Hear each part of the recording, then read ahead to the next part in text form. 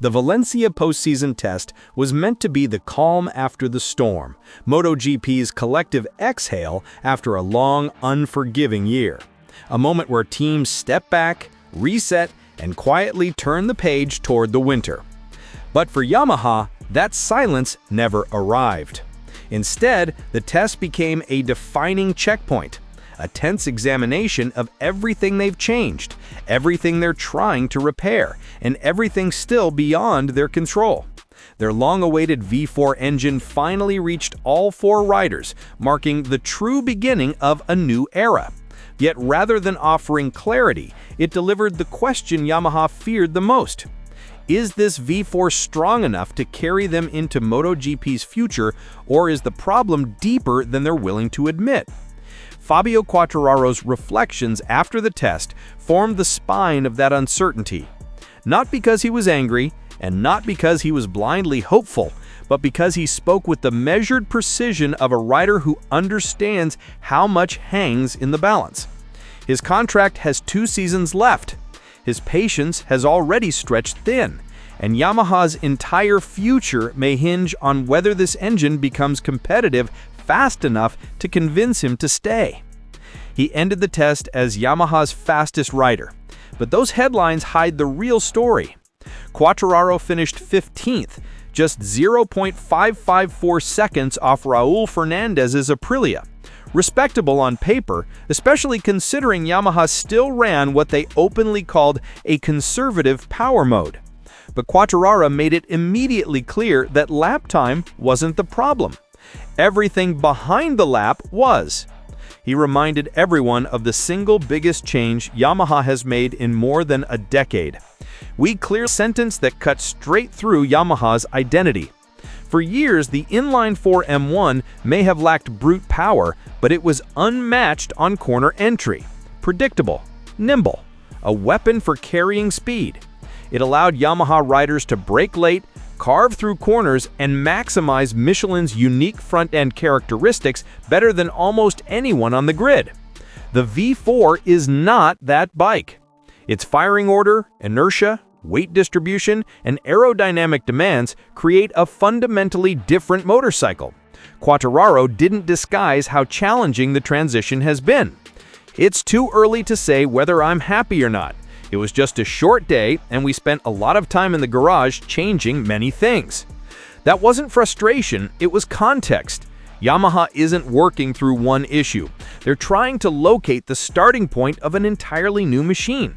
He even admitted he couldn't truly push either bike, the outgoing inline-4 or the V4 prototype, making comparisons nearly useless.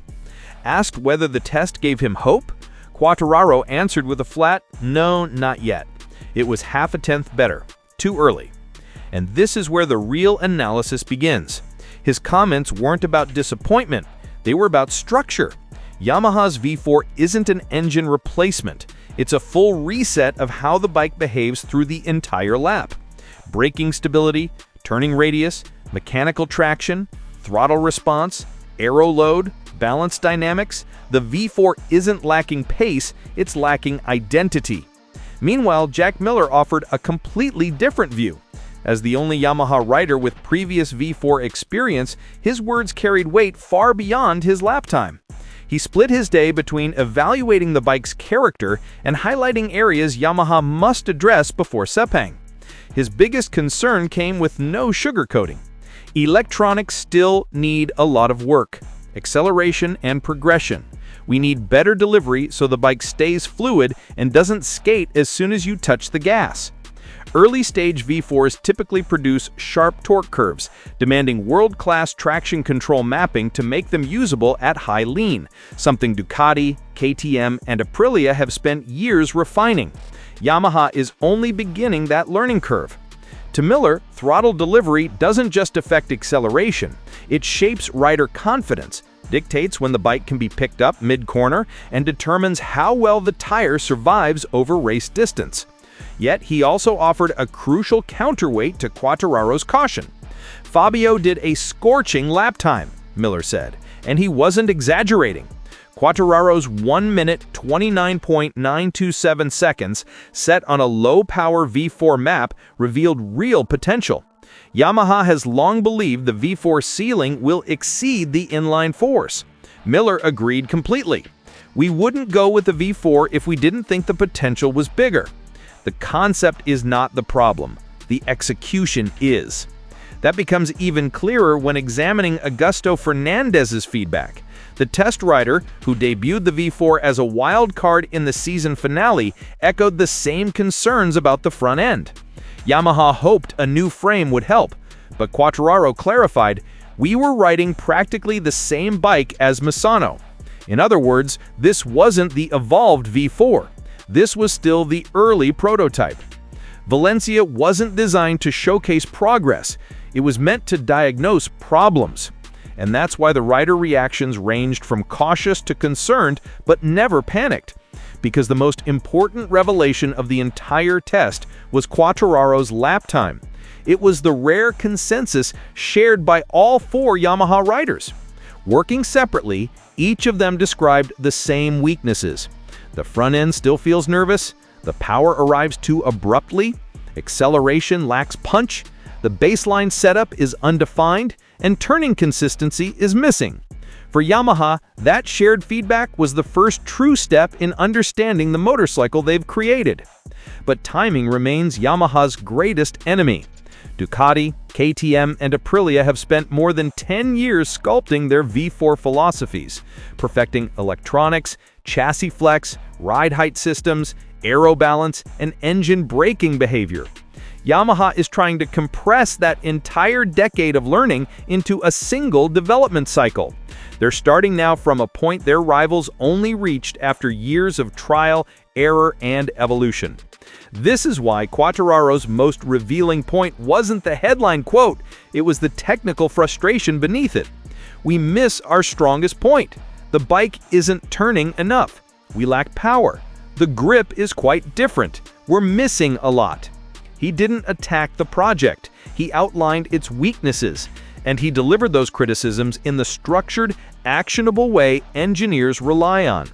Then came the unexpected subplot, Toprak Razgatlıoğlu's arrival. Not as drama, but as perspective. Quartararo expected a modest showing from the rookie, but Valencia changed his view.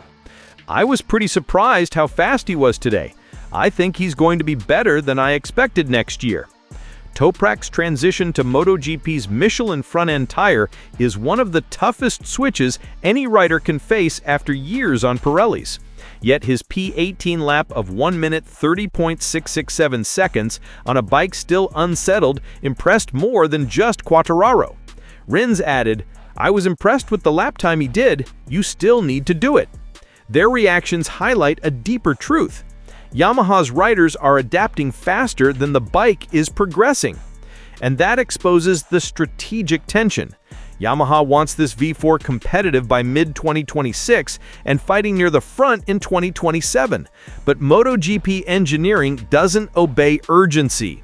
It obeys data and time. The challenge is simple to state, but incredibly difficult to solve. Front-end feeling cannot be added. It must be engineered. It comes from countless intertwined factors: engine brake tuning, crankshaft inertia, frame flex, aerodynamic stability, steering geometry, torque delivery, weight distribution, tire temperature behavior. All of it must move in harmony, and harmony requires maturity. The V4 isn't mature yet. Quartararo and Miller reached the same conclusion. Front-end confidence remains the missing piece. Power can be increased, electronics can be rewritten, aero can be redesigned, but rediscovering the intuitive balance Yamaha once had requires time, far more than one day at Valencia can reveal. Still, the test was far from a failure. It was a calibration moment. Miller sees promise, Quartararo sees structure, Rins sees adaptation, and Toprak sees opportunity.